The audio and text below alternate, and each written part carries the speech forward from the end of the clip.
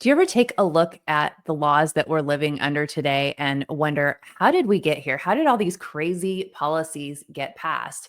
It's easy to look at a lot of this and go, well, it's the Democrats, of course. But that's actually not the case most of the time. And today we're going to take a look at three different bills in Washington state that were passed several years ago, and they have led to even worse policies being passed in the last couple of years. And it's important to take a look at all of the legislation to how we got to where we are today. If we don't understand how we got where we are and who is passing these laws, then we can't do anything to change it.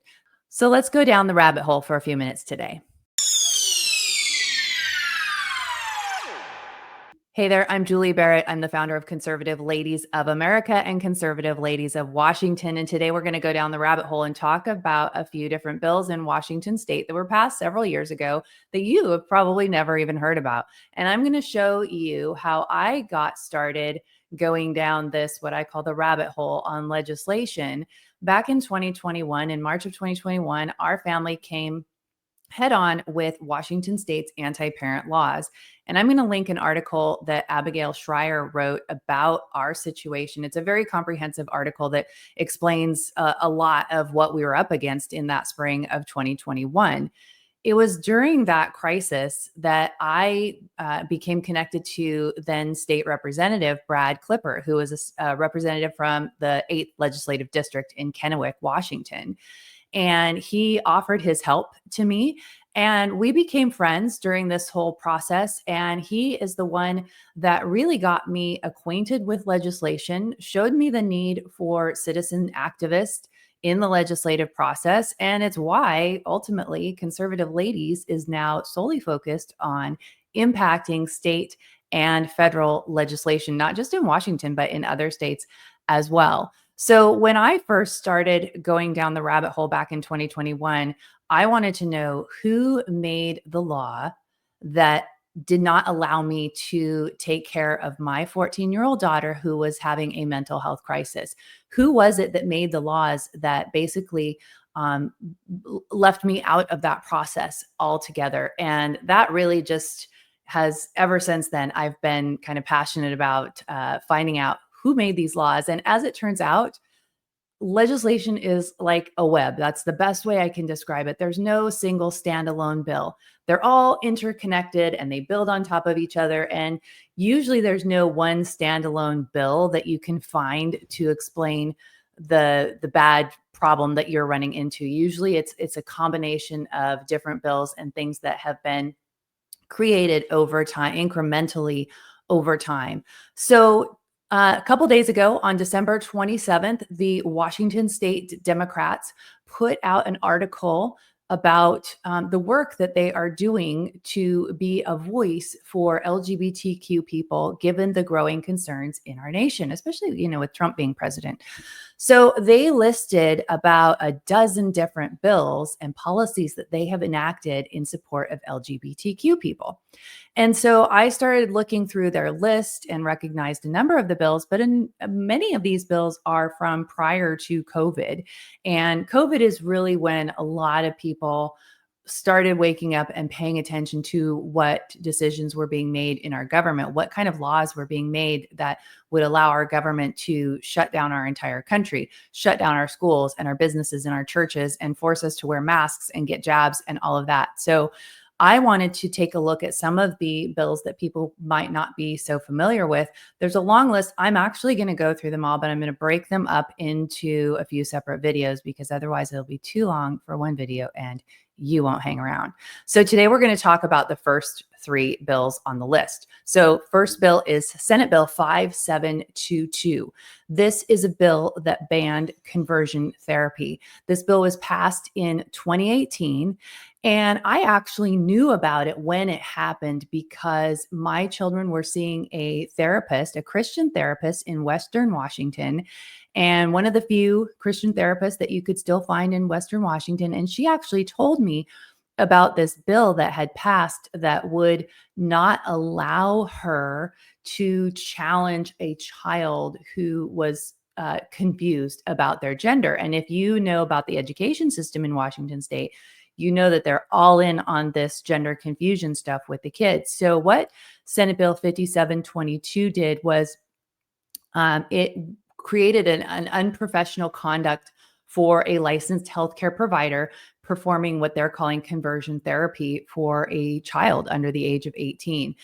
The bill summary says conversion therapy means a regime that seeks to change an individual's sexual orientation or gender identity, including efforts to change behaviors or gender expressions, or to eliminate or reduce sexual or romantic attractions or feelings toward individuals of the same sex. Conversion therapy does not include counseling or psychotherapies that provide acceptance, support, and understanding of clients or facilitation of clients' coping, social support, and identity exploration and development that do not seek to change sexual orientation or gender identity. So, in theory, they're basically saying that any licensed healthcare provider must be gender affirming. So, if you are a provider in Washington back in 2018 when this happened, and this goes against what you believe, goes against truth, you might not want to practice in Washington state anymore. And that's exactly what happened with our therapist. She moved out of Washington state and she went to Texas. And I believe that this has created an environment where the only people that are allowed to practice in Washington state are mental health professionals who will be gender affirming. Now, you probably think, well, gosh, the Democrats probably passed that. Oh, you would be surprised. So in Washington state, 6 Senate Republicans voted yes to pass Senate Bill 5722. 15 Republicans in the House voted to pass this bill. This bill also goes along with legislation that has been passed since that does not allow parents to have access to their child's mental health records. So not only does the therapist have to be gender affirming, but the parent doesn't get access to those records. I get a lot of heat from Republicans for sharing this information. They say that it's not good to talk bad about good Republicans. And this isn't talking bad. This isn't personal. Many of these Republicans who voted yes on this bill are fine people, but their voting record is bad. This is a bad bill and they voted for it. I believe that you as a citizen have a right to know how your legislators are voting and how these policies are being made, because it isn't just the Democrats. And this is one of the reasons why we actually ended up leaving the state of Washington, because I realized that all of these policies were made in a bipartisan basis. And there wasn't really anyone holding the line. If half of your Republican caucus is going to vote for a really bad bill like this, and then they come around 6 years later to pass a parental bill of rights, that doesn't make a lot of sense. So that's Senate Bill 5722. Moving along, the next bill is House Bill 1732. Now, I've been talking a lot recently about hate crimes because that's a big deal, not just in Washington, but around the country. And it's something that our federal government funds. But we've been looking at Washington state hate crime laws, and they go back to be even prior to House Bill 1732, which was in 2019. And this bill also received a great amount of bipartisan support. There were 18 Republicans in the House that voted for this hate crime bill and 8 Republicans in the Senate that voted for it. So what Senate Bill 1732 did was it created a kind of a hate crime work group.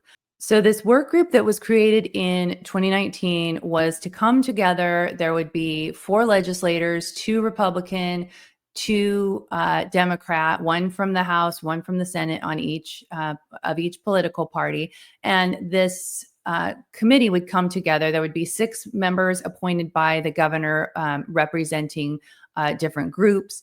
There would be a member representing law enforcement, a member representing prosecutor, K-12 educators, another one from a local organization with national expertise legislating against tracking and responding to hate crimes and hate incidents.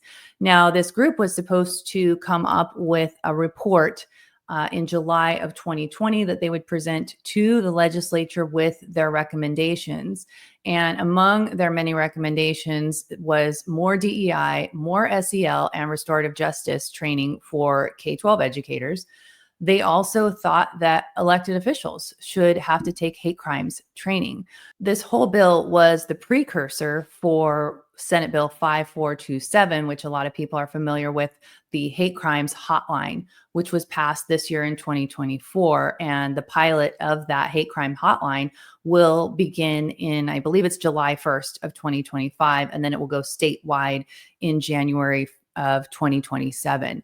So House Bill 1732 from 2019 was the precursor to Senate Bill 5427. The working group from 1732 created the advisory to the legislature that created the hate crimes hotline. So we're building on each other here. And again, like I said, huge bipartisan support on this legislation. And that's something that, it's not my intent to throw people under the bus, but citizens have a right to know about this stuff. So when Republicans are like, elect us, we will, make things better for you. We aren't the Democrats, elect us.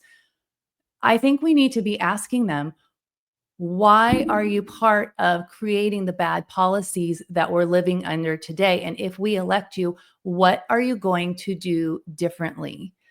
This is a big problem, and it's not just in Washington state. I mean, we're seeing it on a national level as well. As House Bill 1732 was going through the legislative process, it had an executive hearing in the House, and Representative Brad Klippert voiced his concerns at the time, which, as you listen to his testimony, it sounds an awful lot like the things that we're saying today about the hate crime. So he was 5 years ahead of where we are today. He saw what this bill would lead to, and in fact, it did. Thank you, Mr. Chair.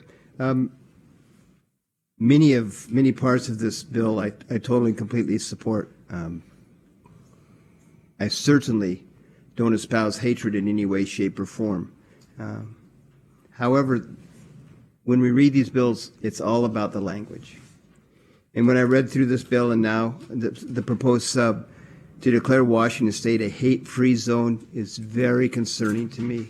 Now, if someone doesn't even use the word hate, but talks about a particular policy that someone else disagrees with, now they can call that hate speech. And I'm very, very concerned about the potential creep of this bill across our state. So someone could even be arrested for what someone else thinks is hate speech because they don't support my particular bias or my particular agenda. So that hate-free zone is just very, very concerning to me. And so that's why I'm voting no on this bill. Okay, I do want to note that Brad Klippert is no longer in the state legislature. He ended his last term at the end of 2022, which I believe is a huge loss for Washington. He was a great legislator. He's up in the ranks for me with Thomas Massie, a man of integrity who you could always count on to do the right thing, even when it went against what everybody else in the caucus was doing. So that is a huge loss, but he was a great legislator, and he made excellent points about this particular bill. Okay, moving on, we've got Senate Bill 5356. This particular bill created an LGBTQ commission that is overseen by the Washington governor's office. This commission was built of LGBTQ participants only.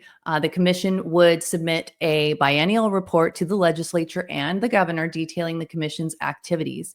The duties of the commission were to provide information regarding state and federal legislation as it relates to the commission's purpose, identify and define specific needs of certain LGBTQ people and LGBTQ economic and small business development.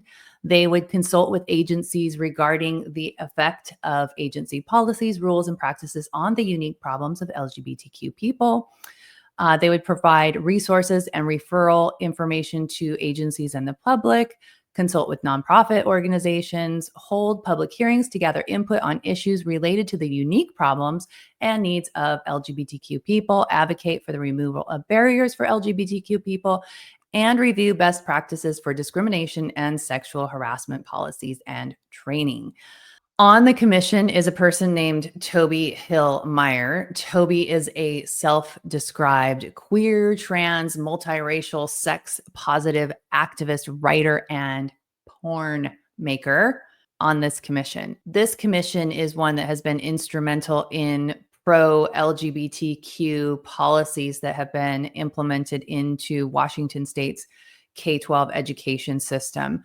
So there's a number of different people. They're all basically it's trans people, other LGBT people on this commission, and their whole purpose is to create policies that are pro LGBTQ. And they were also involved in the hate crimes hotline because they claim that they are disproportionately at risk for these kinds of crimes. Now, 53-56 to establish the LGBTQ Commission was also passed with bipartisan support. You had 13 Republicans in the House and 2 Republicans in the Senate that voted to pass this LGBTQ Commission, which has led to a number of problems in Washington state policy. And one that made national attention that most people are aware of is Senate Bill 5599, which allows children to be removed from their home with no notification or consent of the parents so that they can go have so-called gender affirming care paid for by the Washington state taxpayers. So that's a quick wrap up of the first 3 bills on this list. I'm going to come back with the other bills. I'll probably do them in chunks like this and do kind of a series of videos on it. But I am going to put links to these bills, links to articles that conservative ladies have written about it, and other resources for you in the description so you can go check it out and go down the rabbit hole for yourself. Our intent in highlighting these bills and the bipartisan fashion in which they are passed is so that you understand what's going on. Because if you don't understand who is passing these laws, how can you hold them accountable? If you don't know that Republicans are doing this just as much as Democrats, almost as much as Democrats, how can you hold them accountable? And we believe that the elected officials should be accountable to the people. That's the way the system was designed. If they're going to be accountable to the people, then we, the people, need to stand up and demand that accountability in a respectful way. So thanks for watching. If you would like to support the work that we're doing, support videos like this, you can tap on that thanks button, or you can give at the donation link in the description below. Thanks so much for watching. Please share, and I'll see you again next time.